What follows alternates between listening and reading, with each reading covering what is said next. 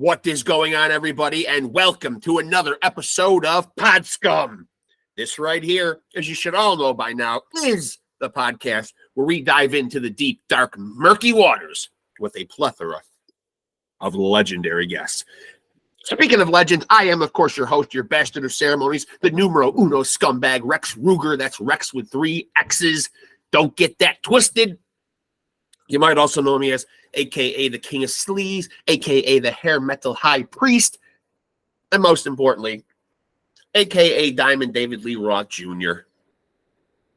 If I've said it once, I've said it a million times. Take a look. You're looking at the son of glam, the front man for the band. Just smoked a lot of grams. I'm your ice cream man. I got a million fans. Mr. Wop Bop Loo Bop Wop Bam Bam Shazam. Hot damn. Woo!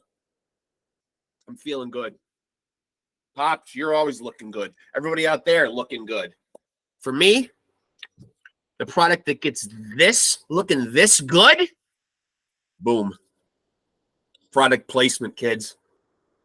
Coming to you as always from the Lush Lavender Lounge of Love, joined as always by the great Keith Hernandez Puppet, who communicates with me telepathically and via the phone from time to time when he feels like texting some input.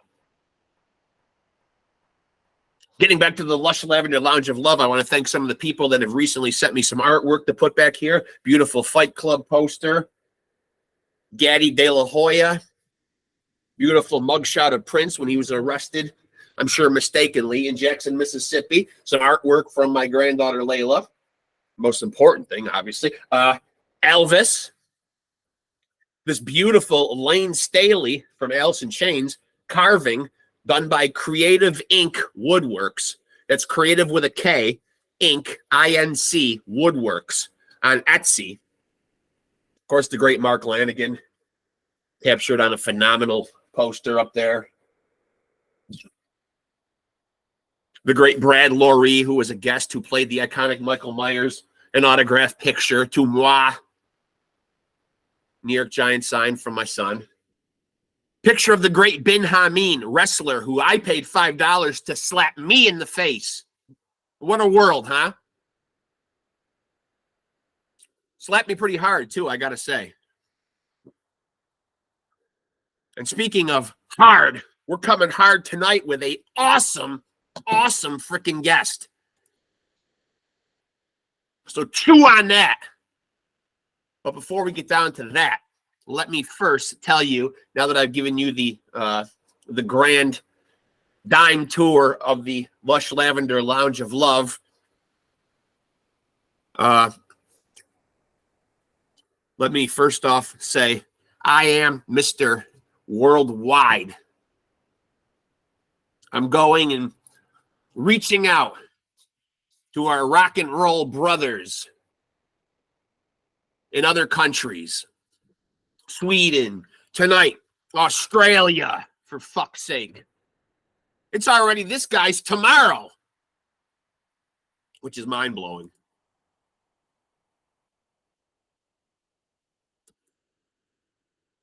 And I'm going to invite him in here. Very excited about tonight's guest. Very excited. And speaking of getting excited, by the way, tonight's episode might also be brought to you by the Cake pen, which, by the way, really does hit like a champ, I must say. Highly endorsed by the King of Sleaze. So while I get my guest in here, because this is, of course, the No Frills podcast, you don't get no frills because I'm all sloppy and shitty with technology. You see it all. I don't know how to edit. I don't know no slick tricks. No frills to give you.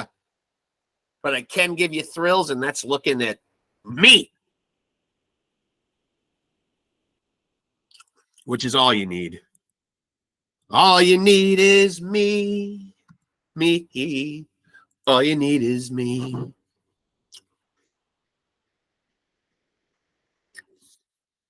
But I'm excited about tonight's guest, man. Worked very hard to get him here. Coordinating our schedules and this immense time difference. and I'm trying to get him here for us. Be patient. The good shit is always worth waiting for.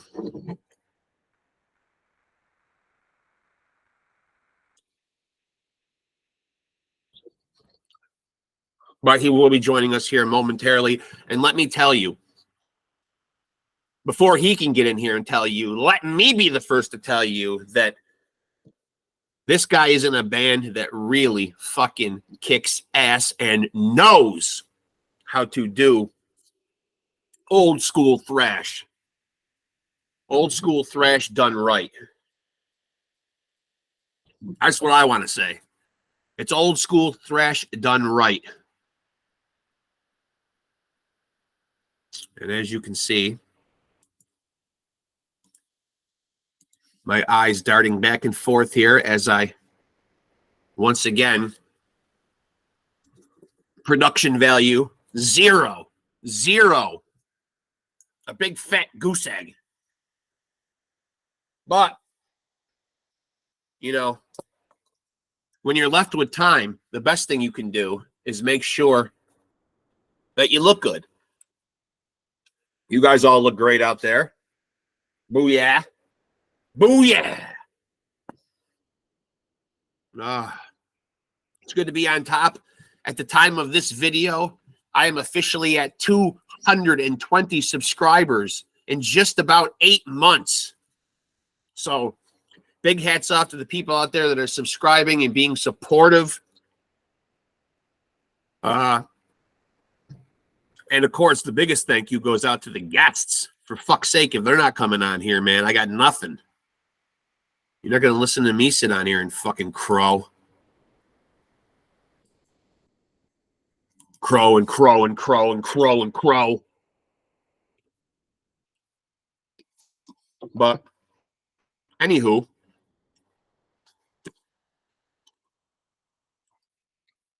you know how rock stars are.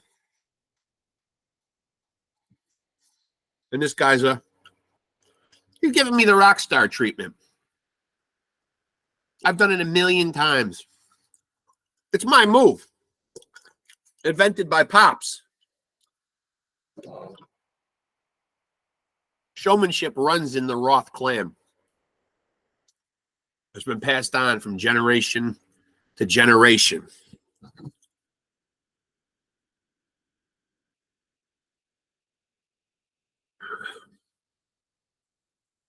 Well, he's working hard to join us here. But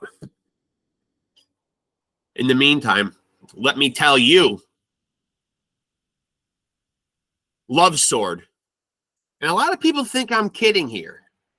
But, you're looking at a guy who's mastered the fine art of frontmanism. But I digress. My guest is here. Fuck it. You guys have listened to me rambled enough. Let's chop it up with him on PodScum. Come on. Let's go.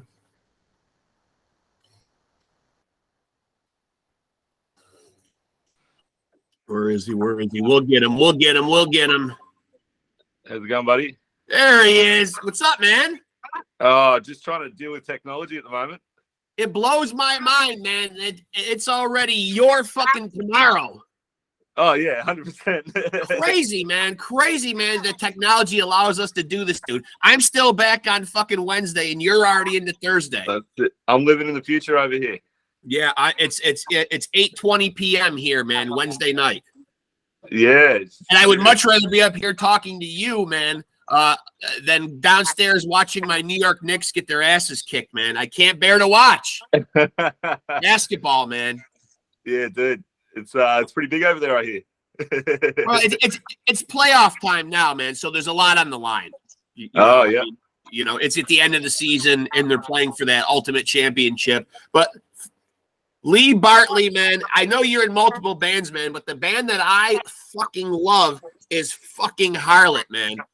And let me tell you why, man. When I listened to the last album, what is it? Detritus of the Final Age is a absolute. If people don't know out there, it is a thrash masterpiece, man. It is thrash done such the right way, man. It's so beautiful to listen to, man. So kudos for that, man. Oh, thank you very much. Yeah, it's awesome. Yeah. No, I love that one. It was a little bit different from the first three Harlott albums. This is the first album that I've been on. Yeah. The first three was with a different guitarist. So, it was big shoes to fill, and it was also like when I heard the album, it was like, yeah, just slap some solos on this one. I was like, holy shit, this is the serious album you've got on your hands here. So, and for people that don't know, man, I have become in the podcast world Mr. International. I love the fact that I can reach out to somebody in Australia. Earlier today, I was talking to somebody from Sweden. It's such a beautiful thing, man, to be able to talk to such talented people all over the world, you know? Yeah, definitely sounds like you got your finger on the pulse. You're picking up all the little guys. I try. Listen, man, I don't think Harlott's going to be little guys for very long, man, because, I mean, I'm a 50-year-old guy. Growing up listening to the classic thrash of the day, I mean, this album is right there with that, man. It is really an opus to me in the thrash world, man. How did you get hooked up with Harlott? How does Leigh Bartley end up in Harlott? Well, it started off, I moved to Melbourne probably about 12 years ago. When I got here, there was two bands that were the best two bands in my opinion. So there was Harlott and there was In Malice's Wake, and they were two bands that I've watched all the time. I would constantly go to their shows, and so I sort of became a friendship with the bands through that process. And then at one point In Malice's Wake was looking for a guitarist. So actually, the funny thing was Harlott was looking for a guitarist before they started all these albums. And I just slapped together a dodgy demo, slung it to them, and didn't get any further than that. Just the first listen on the demo, they got the other guitarist, which was a great move. And then, dude, that sucks, man. They didn't take your demo, dude. Why the other guy? It worked out well though, because I ended up joining the other band that I was interested in. So, and then we would tour together and play lots of shows together. And I was always friends with the guys in Harlott as well. And yeah, eventually the time came around to them losing a guitarist. They had another guy for a quick sec, and then they were looking for somebody permanent that would jump on the new album. And that's when it came back around to having a chat to me again. And it was sort of the other way around. They come and approached me for that one. So that was good. And then they joined the band.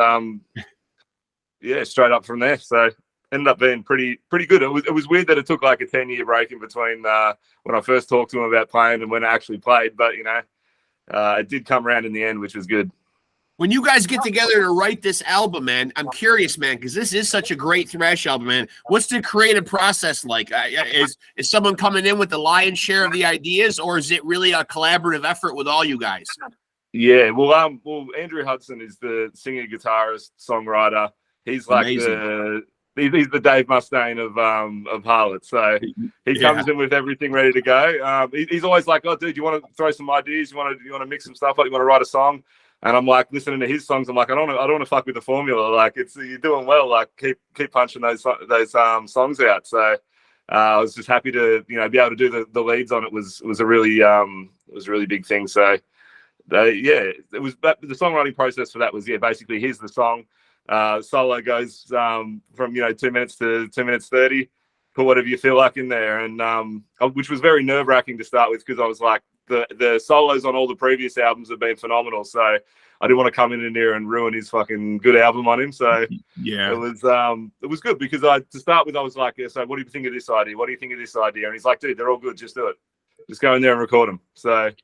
Well, what I love the most too, man, is and there's a track on there called Prime Evil, man, where I really found myself when I was listening to it. It really had just a fucking great groove to it. You know what I mean? I like the fact that this is thrash with a quality amount of melody. Yeah, well, the Prime Evil, I think that was the only one written without Hudson involved. He got. Have you heard the band Battlegrave? If you haven't heard of Battlegrave, definitely check out Battlegrave. They're one of the best things to come out of Melbourne. So being good friends with those guys, they I think they wrote most of that song for Hudson to throw in there, and then they got a guest guitarist as well on that one. So that one was like a little bit different to what the rest of the album was, and that was because they had those influences from the outside, friends that helped write that one. So, but that's a really, really bang on song too. Yeah. It's one of my favorites because I didn't have a part in that, so I got to sit back and enjoy that as a fan as well without having any stress of having to do anything with it. I'll tell you the one that should be like people's anthem, man. I'm telling you, man, that really got me pumped up was Bring on the War. That one I like. Yeah, Bring on the War. That's a good one. That was one that went straight into the live set list. So it's a good mid-paced, good banger. sort of reminds me of like a good creator anthem sort of thing. Like a good stomping song, and that's one that's, you know, gets fists raised in the air, gets people chanting along, and it's good in between all the, you know, insanely fast things that he's written, to just put that in the middle of a set as a little bit of a breather, but it's not like a go to the bar breather. It's kind of like a stay there and fucking party with it. So rage with it. So are you born and raised and have always been in Australia? Yeah, 100%. Yeah, we all have, everyone in the band. What was your upbringing like, man? Like how early on in life did you know you wanted to be a musician? Did you have aspirations of doing anything else? Not really. I started when I was really young. It was basically like, it's going to be stereotypical, but it's basically AC/DC. Listening to AC/DC is like an Australian, I don't know. It's like a rite of passage. Basically, that's what I was going for. And that's the one thing that brings my whole family together. Like, we all listen to different kinds of music. Like my old band will listen to ABBA and fucking AC/DC, and then my mum listens to, like, you know, Iced Earth sort of stuff, and then AC/DC, and then my brother's massive on AC/DC. He goes down a lot of other sort of rock avenues, and then I listen to metal and AC/DC sort of thing. So it's the one thing that we all grew up going to shows. I remember going to Stiff Upper Lip when I was like 12, I think, on that tour, and mum and dad took me to it. So from a very early age, I was just watching Angus and going, yeah, that'd be a pretty cool thing to do with your life. And then, I started learning probably in primary school, and then by high school was when I started getting into bands. And, you know, I had that brief little new metal phase that was everything was the rage when I was in year 7 sort of thing. Oh, and everybody seemed to go through that. Luckily, that led me to Metallica, which is sort of like a gateway drug for other bands. So, you know, as soon as you get into that, then you start learning about Testament and Slayer and Sepultura and stuff like that. So I just went straight down that avenue and sort of haven't looked back, sort of pigeonholed myself into thrash metal. But before we go on, though, man, let me please give a shout out to Australian band that doesn't not often get a lot of love, man, and certainly not metal, man. But the Great In Excess was a phenomenal Australian band, man. I mean, let's just say it, man. Things. Massive. To be like the biggest band in the world at one point in time is like, it's such a massive thing to do, and to be from Australia to do it, it's like a bit. Australia is such a barrier in itself, just from how far away we are and how hard it is to go over there. So you really got to have some balls to, you know, quit your job, go overseas, start touring, doing all that sort of stuff, you know, on a whim. So they did it, and they nailed it. So I can. What was COVID like for your band, man? Like when everything was like hunkered down and we couldn't do shit, man. How did you guys spend that time? Playing like online poker and shit. we in Victoria here we had one of the harshest lockdowns in the world. So if you I don't know if you heard about it, but Victoria was really, really savage with the lockdowns. We had like spots where you weren't allowed to leave your house. You weren't allowed to go outside of a 5K radius of your house for a long, long period of time. So you weren't allowed to be in rooms with other people. That was for long periods of time. So basically, you know, we all sort of said, we're going to just write an amazing album during this time. You know, we got 2 years off. We can just sit back and write an amazing album. But I think for me, I kind of had a bit of a breather in for music as well. I was doing a bunch of other things with work. I was changing sort of work directions and doing a lot of studying and stuff. So for me, it's sort of music started to take a back seat. Unfortunately, it sort of like sucked a little bit of the life out of it. And but we all sort of, we all got together and still chatted a lot over like online, and we had like a Friday night poker night thing going as well, like on the online poker, just so we could at least have some sort of interaction with somebody. But outside of that, we weren't allowed to see each other for months and months and months on end. Like we were allowed to go to work if you could, but outside of that, it's screwed. So in a way, it was good and bad, because like a lot of the music scene hasn't come back since. Like a lot of bands took hiatuses and then haven't really gotten their shit together since. But I think it sort of re-energized in a way for us.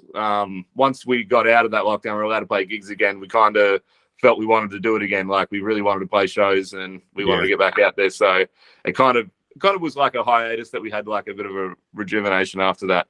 I had no break at all. Amazing album in that time, but I didn't, unfortunately. I had no break at all, because my day job is a nurse, so I'm an essential worker. So I'm going off to work. I'm going off to work during COVID. There's no like layoff or no time off for me. You know, I mean, I'm going right into the hotbed of it. You know. Yeah, 100%. Well, I was lucky enough that my job, I was working NBN, so I was doing like fiber optic stuff in the out in the field. So that stuff didn't stop because like our government was already way behind on it, and they really needed to get it done, and they fucked it up several times. So they're really pushing people to go to work on that one. Yeah. So I was lucky I was able to go to work, but it's for a lot of people they weren't. They were just stuck in their lounge room. So you as a guitar player, man, I'm curious, man, because who are some guys, and I don't want to ask you influences, you're probably on record saying that somewhere, but who are some guys that you just really love their guitar playing, man, that you're just a fan of when you hear them play? Other than obviously Angus, you mentioned Angus, but yeah, Angus was there to start with. Tony Iommi was there to start with. Yeah, like good classic rock through those days was really good. And then obviously I got into Metallica and like Kirk Hammett sort of learning his solos. Again, it's a gateway thing. It's as a beginner, you can start to learn his solos, start to get ideas of what he's doing, all that sort of stuff. And then I found a copy of Souls of Black, and that was the first introduction to Testament I've ever had. And just the very get-go of that, from start to finish, like Skolnick's leads on there are just amazing. They're next level. So he was the first one that got me going, holy shit, there's some serious lead chops in thrash metal. It's not all just Kezra on the whammy. Which isn't a bad thing. Like everyone gives Kerry King heaps of shit, but I like it. It's silly aggression. Well, you guys seem to have really developed like a formula, though. So I mean, obviously, you must have a lot of guys in the band that are influenced by that very old classic thrash, because you guys, you very much have that sound throughout the fabric of your music. I mean, you can hear Testament, you can hear Exodus, you can hear all those old thrash bands. Yeah. Well, that's what we all grew up with, and that's what we all enjoyed doing. And at the very start, we were playing covers of that sort of stuff, and then that just turned into being originals of that sort of stuff. And with Harlott, they've always had that tone. They've always had that, not trying to break the mold, but just trying to do it justice. Where I think some people get a bit lazy with the thrash metal and stuff that comes out now, but I found that Harlott songs always have like a little something different. But it's the same formula, it's the same ingredients, but it's a little something different in there to not be a direct rip-off. So it gives it a little bit of unique, but we don't want to stray too far away to the point where we sort of lose what we wanted to do to start with. So I know from talking to you, man, and you mentioned that you also have a family and kids and whatnot. So what's your itinerary like as far as like when you guys tour? I mean, are you guys in positions in your lives like where you can just if a big tour came along, you guys can just go? Because obviously that can be a tough thing with people's jobs and family. I mean, like how do you guys approach touring? Yeah, that's a hard one. So when I joined the band, it was like we're going to do this massive European tour, it's going to be great. And then COVID came, and then it all sort of got delayed, so we're just sort of waiting for that opportunity. But I'm the only one in the band that has kids. So the other guys are a little bit more able to get up and go.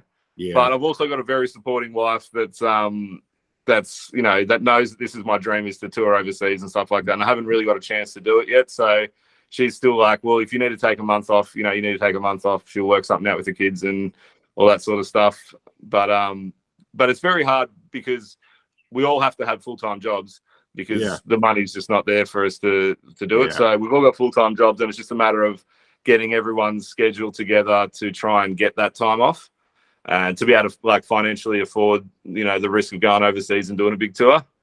So yeah, we've got one coming up now in June for Europe. So that should be pretty good. I think it's like two and a bit weeks. So nice, cruisy sort of smallish sort of tour that we can do without too much hassle, because it is only 2.5 weeks. So when it comes around to doing like a full month tour, that's going to be a bit more difficult. But I'm sure we'll get around to it, to doing it again. The other boys have been overseas twice. Like Harlott's been overseas twice for big European tours where they've jumped on opening spots. Yeah. This one's more so we've got like a big festival like Pit Fest in Netherlands, and then a bunch of smaller shows across Germany, and then a few in Poland as well.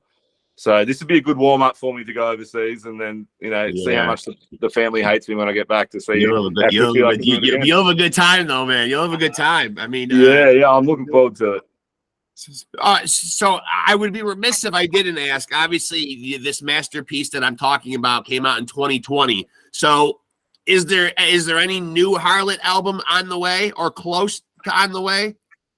Yeah. Well, I don't know if I'm supposed to tell you, but like, yeah, definitely. So it's pretty much, it's in the recording process. All the songs are written. Okay. It's getting recorded at the moment. So I've got the stressful position of getting, well, I think 12 solos I've got to write in the next few months. But this one's sounding like a more advanced version of the last one. So the last one sort of went off in a little bit more of a progressive sort of direction than what the previous three were. Yeah. This one's still heading in that direction where there's some really interesting parts. There's still some, balls out thrash, and there's still, a couple of mid-pace bangers as well. But yeah, it's still got some really interesting progressive riffs that I haven't really heard before that fit in with that as well. So if you like the last one, hopefully this one is just as good, if not better. And now, what about your other endeavors? Now, talk to me about the other bands that you're doing. Are you still doing the In Malice's? Was In Malice's Wake? Yep. So that's In Malice's Wake. So that's one I've been in with about 7 or 8 years now. So that's sort of with my best mates in that one. We do lots of shows and stuff as well. That one's got another album. So I'm on the last album, on the last 2 albums of In Malice's Wake, and then we've got another one in the writing process now. So. That one's a bit more thrashy and death metal sort of influenced. There's a lot more death metal riffs coming into that one, but it's still, again, it's still a group of guys that listen to thrash metal their whole life. So you can't get away from that kind of formula. Yeah. But yeah, they're trying to squeeze some death metal in there as well. So I love the that. last That's album awesome. was really good, and so this one here, this one's should be just as good. For this one, I write a few songs. I usually write maybe 3 songs on the album. And then Sean, the singer guitarist, will write the rest. And then I'll do all the solos on the album. So this one's more of we all get together as a band. Like either I come up with some riffs or Sean comes up with some riffs, and then we try and, flesh it out in the jam room. So it's a very different sort of dynamics as what HARLOTT is, which is great that I've got the, the option of both. And what do you guys do, man? You guys put out full LPs, right? Like none of this EPs or singles or any of that shit, right? You like to come out with a full album? Yeah. We're still old souls. I like that. So we want to have like a fucking album in our hand. We're not, all of our stuff's on Spotify and stuff like that, but it's not about drip feeding people or anything like that. Like I like to see, one artwork. That's the artwork. This is the album. That's the sleeve. There's still this like nerdy part of us all that, really enjoy that sort of thing. And we haven't been able to do LPs or proper records yet, because our albums have been just a little bit too long, so they haven't fit on there. Yeah. So that gives us, we're going to do a slightly shorter one so we can make sure we can fit it on there. But just having that, record in your hand, having the picture up there, all that sort of stuff, that's what we're all about. So if no music comes out for 3 years, we're not too stressed on that. Well, I also have a shout out and have talked on Messenger with your phenomenal lead singer, Andrew Hudson, who I hope somewhere on down the road I can get on here. But he did tell me that I would enjoy talking to you and to have fun talking to you. And it certainly has been that, man. I mean, it's great to be able to talk to somebody that's on the other side of the world and your music is still finding its way over here. You know what I mean? Like, thank God that music can just transcend everything, time, 100%, space. 100%. It's awesome. It still spins me out that like people like yourself on the other side of the world have found an album that was, written, recorded in Melbourne and has made its way out to the rest of the world. And you've obviously enjoyed it enough to, want to get me on the show as well, which is again, it's not only has the album made it out there, but it's made an impact. So that's crazy to me. Are you one of these guitar players? I feel like guitar players always seem to have a certain feel for one or the other. Are you a leads guy or a riffs guy? I'm not flash on either, but I'm probably more a leads guy than a riffs guy. Like I've got riffs, but then putting them all together to create a song is a struggle, and I definitely respect people that do it. So I might write 3 songs over a 3-year period if I'm lucky. Like if it comes to me, it comes to me, but I'm not sitting there trying to chase writing songs. I like to just put on backing tracks and then just, like I don't structure solos too well either. I like to just improvise, sit there, play around. That sort of keeps me entertained when I'm during my practice. So I'd probably say, more so a lead person than a rhythm person, but yeah, I'm not to say that I'm amazing at either. It's just I probably head towards that direction. So in your band though, and correct me if I'm wrong on any of this, Andrew also plays guitar while singing. Yeah, 100%. I don't know how he does it, but he does it. So what's the dynamic like with you two being the two guitar players in the band? Like, you know what I mean? Like, who chooses what duty, and like what, you know, you guys each have a strength? Because, you know, I'm me myself, not a musician. How do you guys work that out? Well, the strength is like Hudson's songwriting is next level. Like, so that's what pushes the band. His songwriting that comes through. Yeah. His right hand, he's got some weird, bizarre little technique he uses on his right hand, but it's fast as. So it's more so me keeping up with the songs that he writes and getting that under control. So once we get our rhythms, you know, pretty tight, then I go and put the leads on. But he's actually a really good lead guitarist as well. But when I joined, he was just like, "No, I'm not doing any leads. I couldn't be bothered anymore. I just want to focus on singing, songwriting, playing guitar." So he's like, "You just take it all." So that's pretty much the dynamic. He'll arrive. Here's my whole song ready to go. There you go. Put a lead over it, and then just make sure my rhythm's up to chops when I have rehearsals and live shows.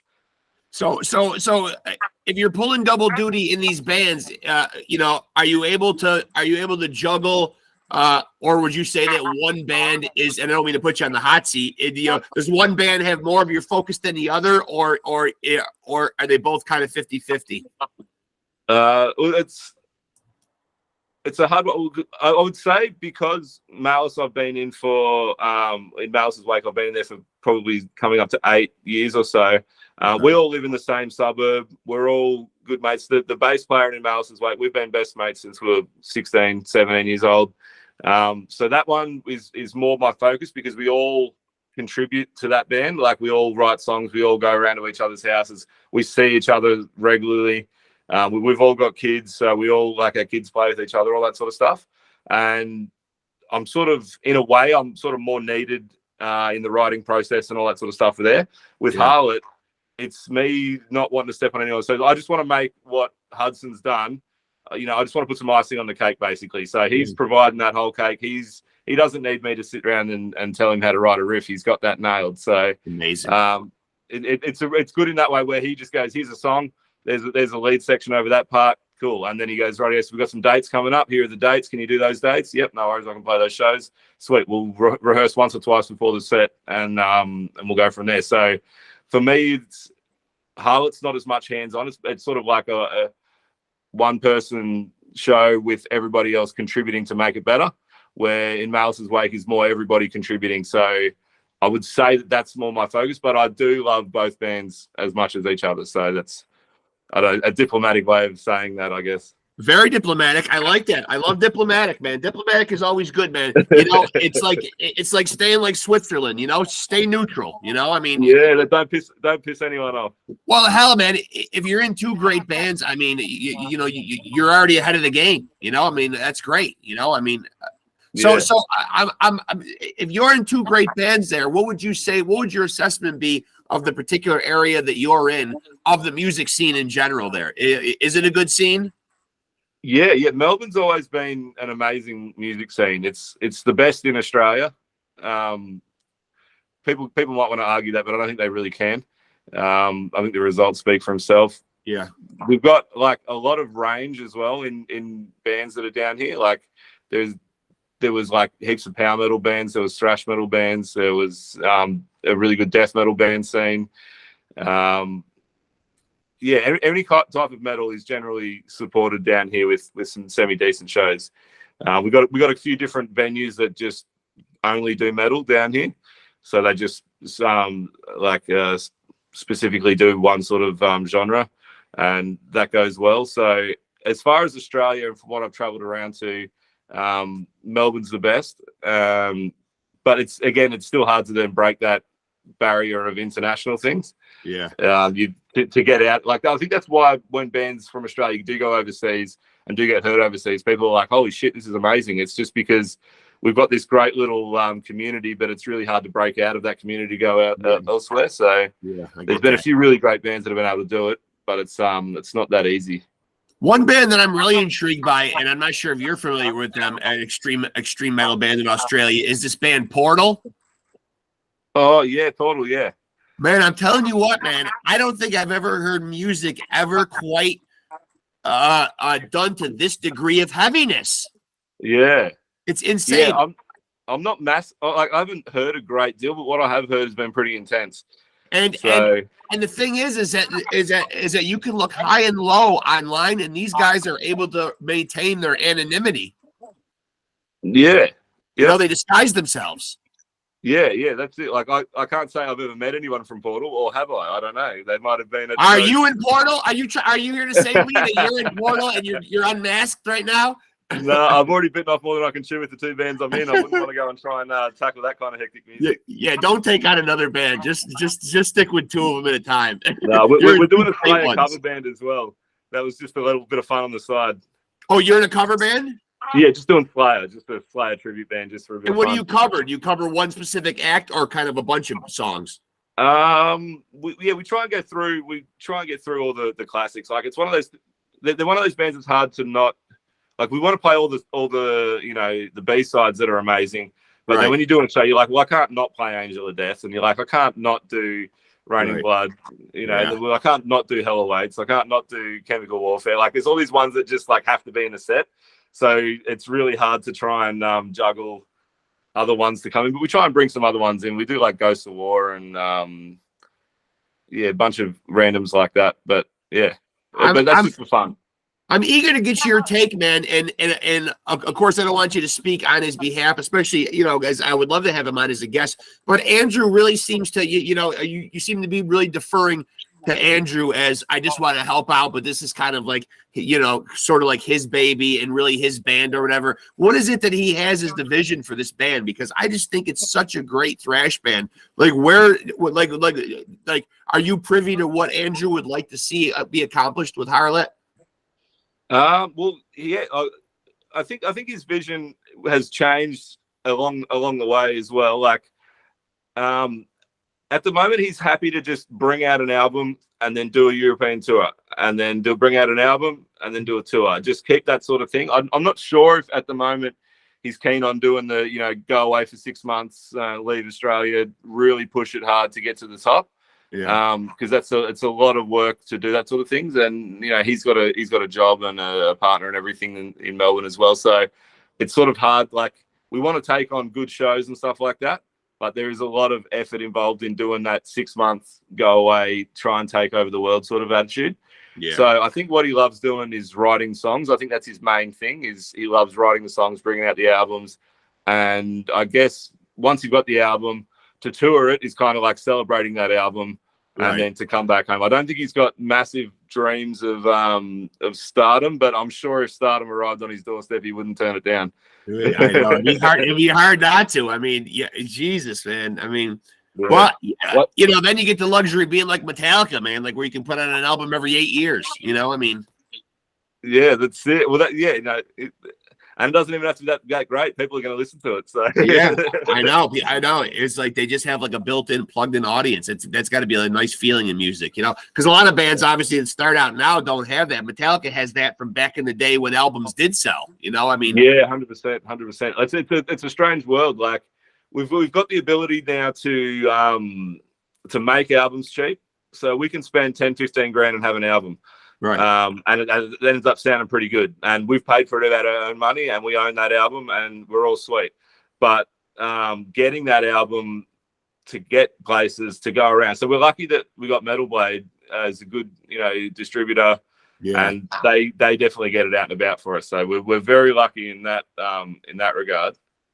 But it's So obviously this is very topical right now, man, but you as a touring musician, where do you stand on like when you see these bands like namely not in your genre, but namely like a Motley Crue or a Kiss, when these bands start to come under scrutiny on YouTube for using backing tracks and tricks and stuff like that? Are you okay when a band gets to a certain level to give them a free pass on doing that, or should you always be getting the live, the real deal? I don't know. That's a tough one. But like those two bands especially have said they were going to quit so many times. That's true. And they're just using that as like a ticket sale thing. And then people will be like, okay, they sound a bit shit house these days, but it's the last time we'll see them. We'll go and celebrate it. And then they come around. And then they say, "Oh, we're going to do it again," and you're like, "You fucking tricked me." Jesus, when you put it like that, it's like a giant Ponzi scheme.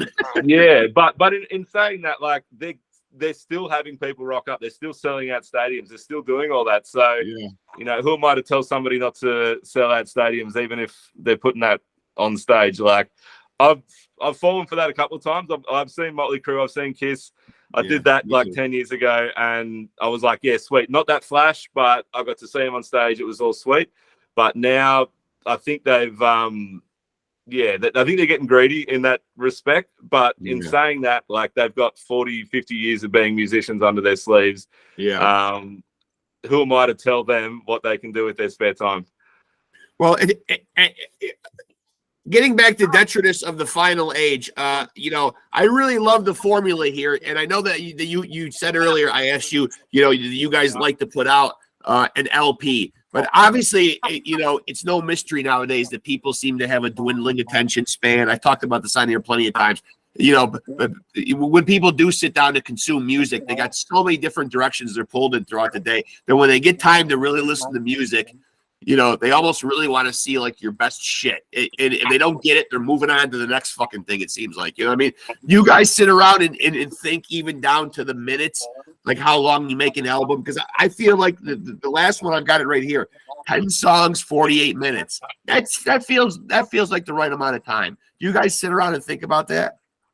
Not particularly. Not really. Like, I'm not sure if Hudson does in the back of his mind think about certain times and stuff like that, but I don't think we've ever gone, you know, we need to make a short song for this reason. We need to do this for this reason. It's always just like, that's the song. That's how it comes. And right. I think we're playing like an outdated genre. We're playing music that's, you know, that's had its peak and stuff like that. So I think that gives us the benefit to go, well, let's just play what makes us happy and let's just play music that we enjoy, and hopefully other people do that, because, you know, we don't have our livelihoods, you know, relying on the band. We don't have, you know, we're not young, like trying to, okay, we need this many Spotify views so we can get this, and then I don't think we're lining any of that shit up anymore. I think we're just more so, you know, all, you know, mid-30s just going, well, let's just do this for us, and if it works, it works. If it doesn't, it doesn't. And I think that's what every decent band did to start with. They were just authentic to what they wanted to do, and then it's sort of come around for them because other people have seen the authenticity and gone, yeah, I'll go with that. That sounds good. That's legit music. Let's not worry about counting. Let's not worry about, you know, how many songs are on there, all that sort of stuff. Just pick it up, listen to it. And I think that's also probably why, you know, we're not the biggest band in the world as well, is because we don't think about all these little details. But I think if you stressed about the little details of how we're going to make it, how we're going to market it, all that sort of stuff there, you could just turn your hobby into like an annoying job sort of thing. Man. And you drive yourself fucking nuts, man. You know, like the end result is you might get it to more people and you might be able to achieve more results and that sort of stuff. But then I don't, like, for us, I don't think that's an exciting part of it anymore. I think the exciting part of it is to do what we feel like, throw it out there and just see what happens. And it's still been exciting. Like, even just getting people like yourself to, you know, to talk to us, to shout out and say that you really enjoy the stuff, then that's sort of successful to us, I reckon. So when you put out such a classic sounding thrash album like this, you know, if someone comes up to you and says, hey, point me in the direction of the band that you think epitomizes what thrash should sound like, who's that band for you? You mentioned Testament earlier. You know, who would that be when you think of thrash?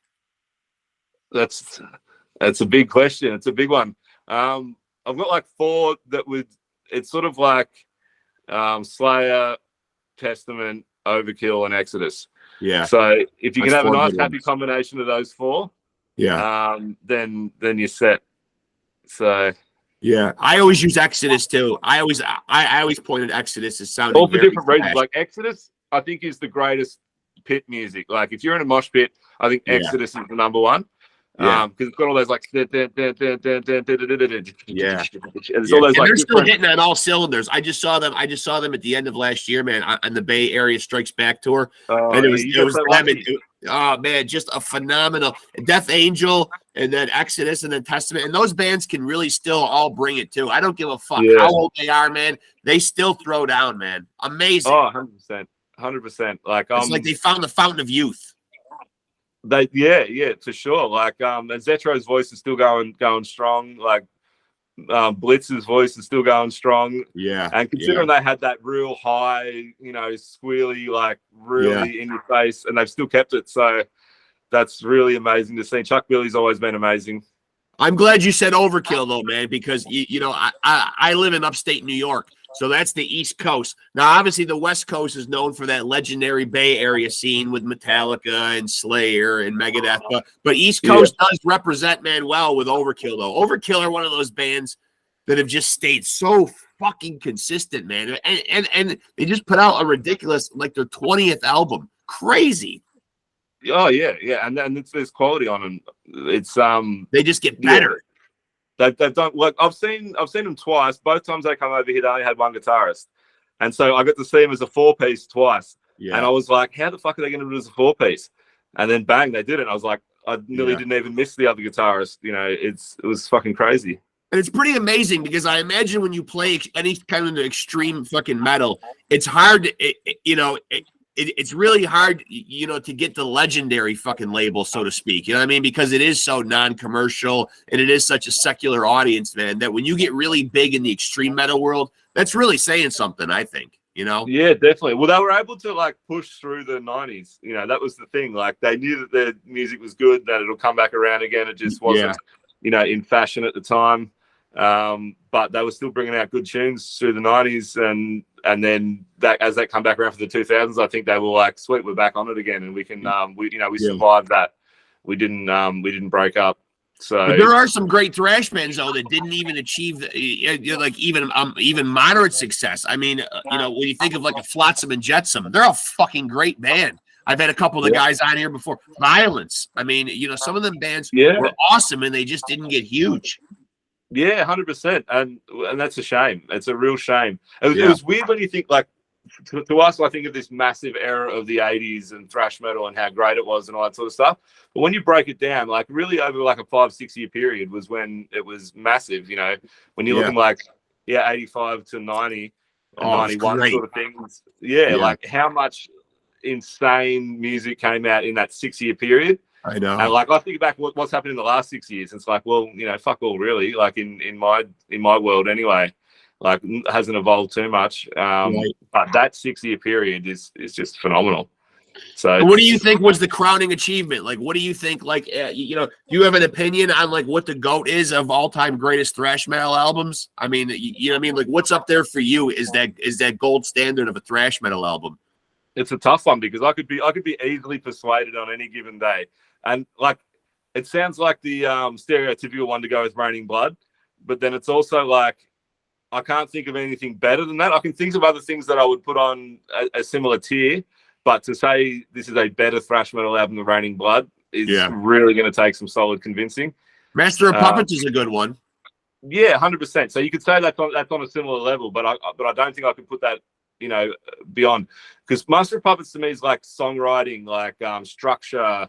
Be able to bring a really long song and have that journey the whole way through the song and stuff like that. Yeah. Where Raining Blood to me is like get in there, like snap your neck real quick. That's brutal. 2.5 minutes, fucking bring the next one on.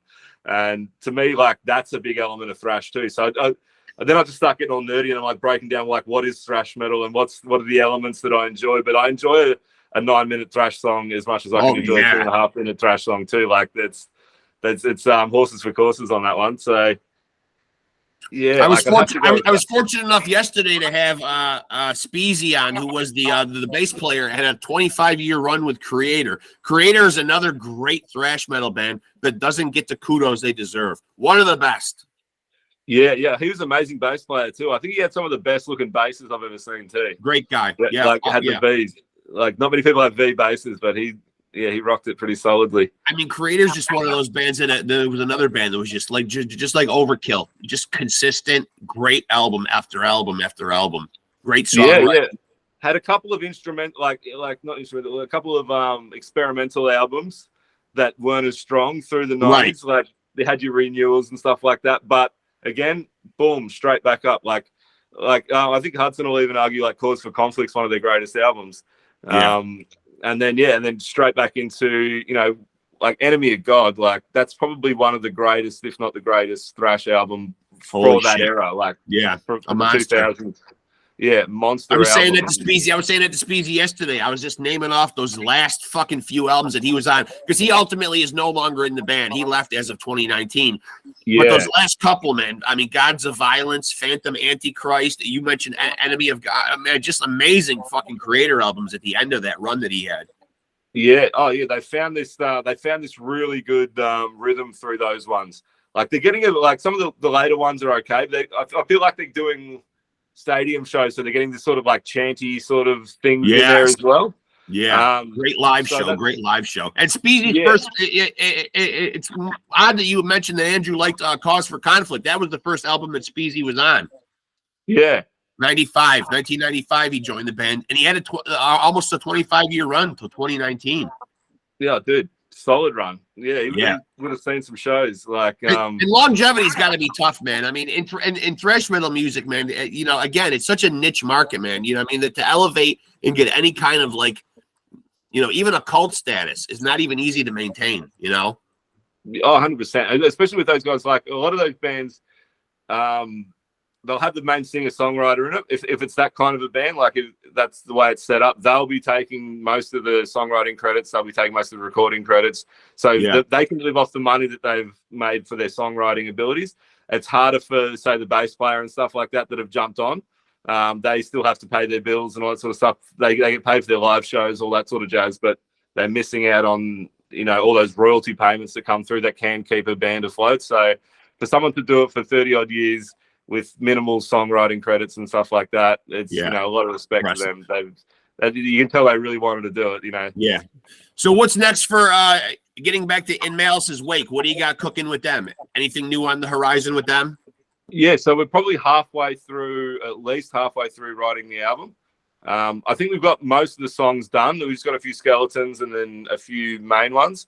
So that should hopefully be done in the next probably 4 or 5 months. And then we go and hit the studio with them. And then, we've got a few basic shows coming up around here, which should be good, but nothing too major as of yet.